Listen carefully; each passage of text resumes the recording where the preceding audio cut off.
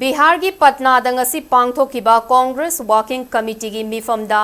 मणिपुर की मतंगदा खनखरे स्टेट असिदा शांति पुरकनबा शांति की पाउजेल पुबा खोंगचट अमा चटनबा चप चाना लेपली हाइना एमपीसीसी की प्रेसिडेंट एमएलए कैसाम मेघचंद्रना फोंदोखरे All India Congress Committee AICC की president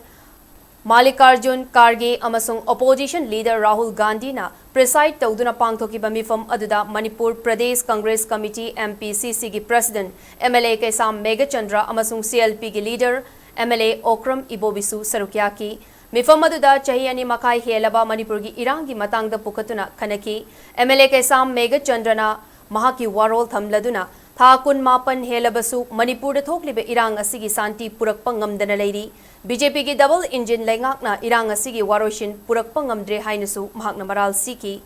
Manipur Legislative Assembly asi atubada dissolve tawduna nauna mikal pangthoknanaba governor ki pokning chingsiladuna state asida santi amasung tangdu leitaba puraknanaba MPCC na santi ki paujel puba khongchat ama chatnaba chap chaana lepli haiki Amaromda handak Prime Minister Narendra Modi na Manipur da laklam leba asi irang asigi waroshin purakani haibagi asa amasung asengba wafam thamlamdaba